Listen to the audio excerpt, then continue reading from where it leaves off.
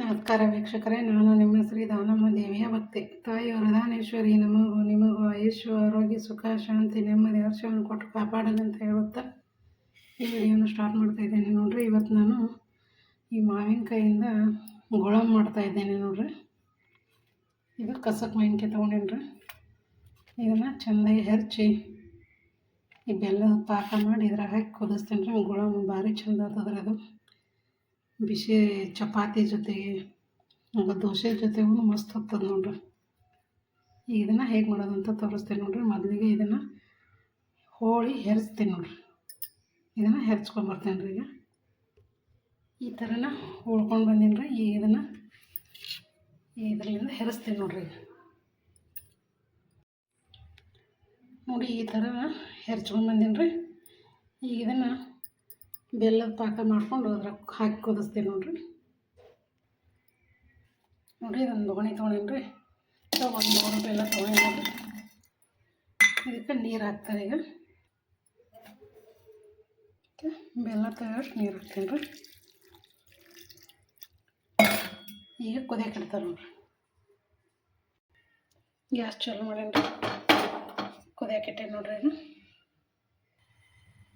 ಇದನ್ನು ಸ್ವಲ್ಪ ತಿರುಗಾಡ್ಬೇಕ್ರಿ. ಹಿಂಗೆ ಬೆಲ್ಲ ಕರಗುತ್ತೆ ನೋಡಿ. ಬೆಲ್ಲ ಕರಗಿರೋದು ಅನ್ಕ ಹಂಗೆ ತಿರುಗಾಡ್ತಾರೆ. ಇವಾಗ ಬೆಲ್ಲ ಕರಗಿದ್ರೆ ಇದನ್ನು ಸೋಸ್ತೀನಿ ನೋಡ್ರಿ.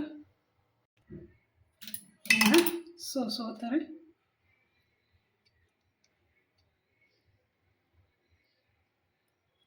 ಎಷ್ಟು ಕರಗಿದ್ದಾರೆ ಒಳಗೆಲ್ಲ. ಇದನ್ನು ತೊಳ್ಕೊಂಬರ್ತಾರೆ.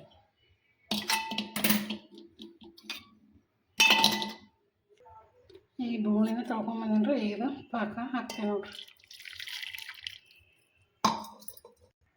ಈಗ ಇದನ್ನು ಕುದಿಲ್ರಿ. ಕುದಿಯೋಣ ಅದು ಹಾಕ್ತೀನಿ ನೋಡ್ರಿ, ಹೆರ್ಚಿದ್ದು.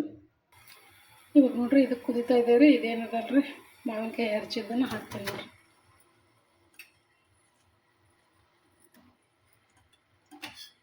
ಇದನ್ನು ಹಾಕಿ ಚೆನ್ನಾಗಿ ಮಿಕ್ಸ್ ಮಾಡ್ತಾರೆ.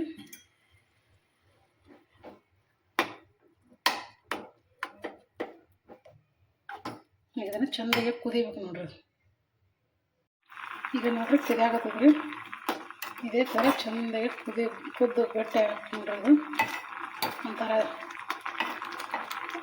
ಅಂಟು ಒಂದಂಗೆ ಆಗ್ಬೇಕು ರೀ. ಅವಾಗ ಗುಳಮ್ ರೆಡಿ ಅಂತಂದ್ರಿ. ಈಗ ಅನ್ಕ ಕುದಿಲ್ಲ. ಈಗ ಅದಕ್ಕೆ ಸ್ವಲ್ಪ ಏಲಕ್ಕಿನ ಪುಡಿ ಮಾಡ್ಕೊಂಬರ್ತಾರೆ. ಈಗ ನೋಡ್ರಿ, ಇದು ಚೆಂದಾಗಿ ಕುದ್ದದ್ರಿ. ಕರೆಕ್ಟ್ ಅದಾಗ್ಯದ. ಈಗ ಇದಕ್ಕೆ ಈ ಏಲಕ್ಕಿ ಪುಡಿನ ಹಾಗೂ ಗಸಗಸಿನ ಹಾಕ್ತೀನಿ ನೋಡ್ರಿ. ಚೆಂದಾಗಿ ಮಿಕ್ಸ್ ಮಾಡ್ತಾರೆ. ಇದು ಕರೆಕ್ಟಾಗಿದೆ. ಈಗ ಇದಕ್ಕೆ ಒಂದು ಪ್ಲೇಟ್ ಮುಚ್ಚಿಡ್ತೀನಿ ರೀ. ಹೂವು ಆಯ್ತದ. ಈಗ ಗ್ಯಾಸ್ ಆಫ್ ಮಾಡ್ತೀನಿ ರೀ. ಮಸ್ತ್ ಆಗ್ಯದ. ಈಗ ತಣ್ಣಗಾದ್ಮೇಲೆ ಇನ್ನೂ ಗಟ್ಟಿ ಆಗ್ತದ್ರಿ ಇದು. ಅದಕ್ಕೆ ಈಗ ಗ್ಯಾಸ್ ಆಫ್ ಮಾಡಿ ಒಂದು ಪ್ಲೇಟ್ ಮುಚ್ತಾನೆ ರೀ. ಈಗ ಅದು ಪ್ಲೇಟ್ ಮುಚ್ತೀನಿ ರೀ. ಗ್ಯಾಸ್ ಆಫ್ ಮಾಡಿ ನೋಡ್ರಿ. ಈಗ ಅದಕ್ಕೆ ತಣ್ಣಗಾಗ್ರಿ. ತಣ್ಣಾದ್ಮೇಲೆ ತೋರಿಸ್ತೀನಿ ರೀ. ನಿಮ್ಗೆ ಗಟ್ಟಿಯಾಗಿರ್ತದೆ ರೀ.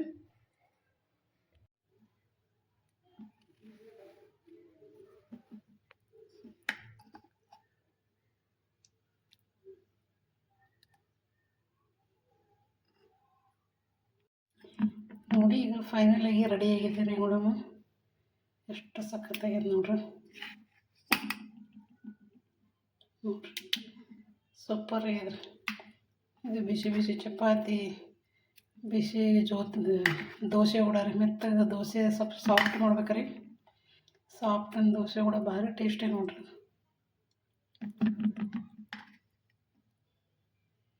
ದೊಡ್ಡವರು ಸಣ್ಣವರು ಮಕ್ಕಳಿಗಂತೂ ಭಾರಿ ಇಷ್ಟ ರೀ ಗುಳಮ್ಮ ಚಪಾತಿ. ಈಗ ಇದನ್ನು ಬಾಟ್ಲಿಗೆ ಹಾಕಿಡ್ತೀನಿ ನೋಡ್ರಿ. ಈ ಥರ ಕಾಜಿನ ಬಾಟ್ಲಿಗೆ ಹಾಕಿಟ್ರೆ ಏನೂ ಆಗಂಗಿಲ್ಲ. ಈಗ ಇದನ್ನು ಬಾಟ್ಲಿಗೆ ಹಾಕ್ತೀನಿ ನೋಡ್ರಿ.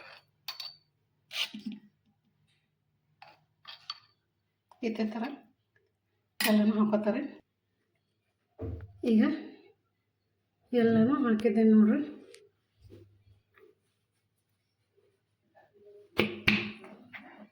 ನೋಡ್ರಿ, ಈ ಥರ ಕಾಜಿನ ಡಬ್ಬಿಯಲ್ಲಿ ಹಾಕಿಟ್ರೆ ಭರಣಿಯಲ್ಲಿ ಹಾಕಿಟ್ರೆ ಎಷ್ಟು ದಿನ ಇಟ್ಟರೆ ಏನೂ ಆಗಲ್ಲ ರೀ. ಎಲ್ಲದ್ರ ಜೊತೆ ಚಪಾತಿ ದೋಸೆ ಜೊತೆಗೂ ಸೂಪರಾಗಿರ್ತದೆ ನೋಡ್ರಿ.